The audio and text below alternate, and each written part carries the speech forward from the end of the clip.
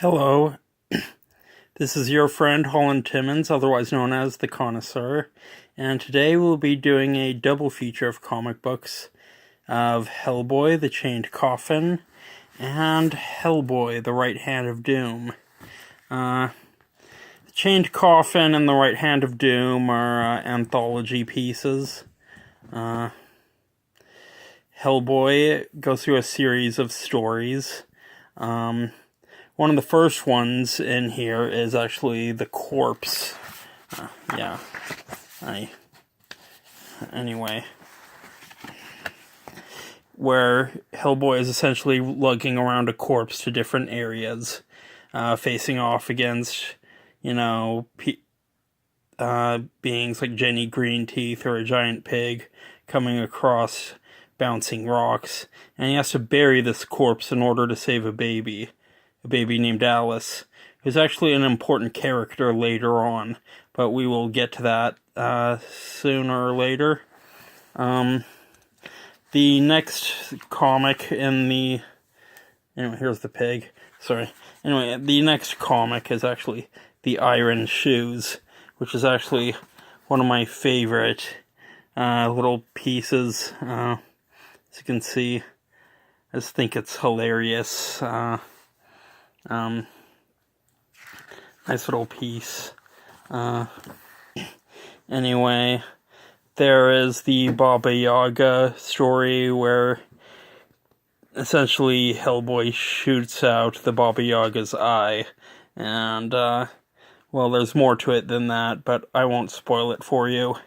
Then there's A Christmas Underground, where there's a little girl who... Stop it. Sorry, it's my cat. Ow. Anyway, The Christmas Underground, where a little girl goes underground and falls in love with an invisible prince who may be a lot more sinister than we realize. Yeah. What I like about Hellboy is, like, when he hits people with his giant stone hand, sometimes he actually says the word boom instead of just the onomatopoeia being spelled out. The next one is The Wolves of St. August. Well, actually, this one is The Chained Coffin, the title of the piece, where there is a witch who is put in a chained coffin. The witch sold her soul to this demon devil, and she's trying to get out of it, but yeah, the devil creature won't let her escape the bargain, and this is actually tied into this is the origin of Hellboy's origin, or so we think. Anyway, then is The Wolves of St. August, which is a really, really dark werewolf story. It's just... The werewolves are really creepy, as you can see. A lot of black inking done by Mike Mignola. He's really good at that. Anyway, the last one is Almost Colossus, where Liz Sherman is dying of getting rid of her powers. And there is a homunculi and his brother, who are... Essentially, the brother is plotting to take over the world to become a god, essentially. And it's up to Hellboy to stop him. Liz Sherman was supposed to die in that story. And, actually, it was Glenn Murakami of Superman the Animated Series and Batman Beyond who actually convinced Mike to actually spare Liz's life, which was really cool. Because, I like Liz Sherman. Especially if you're a fan of the Hellboy movies, you'd be a fan of Liz Sherman. Anyway. Then is The Right Hand of Doom. The Right Hand of Doom. Where, you guessed it, we actually get to see the origin of Hellboy's big right hand and what it's about.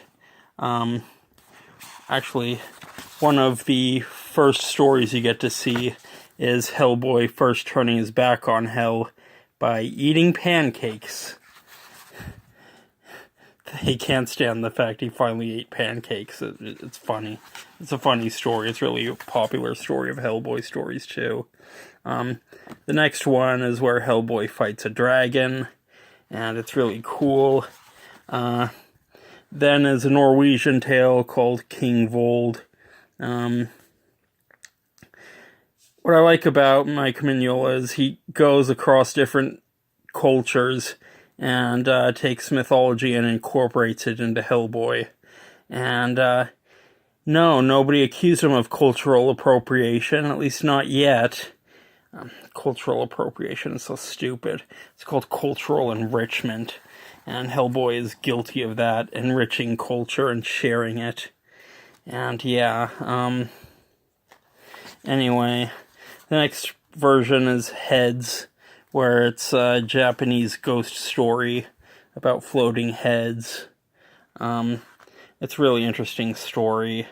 I would recommend it.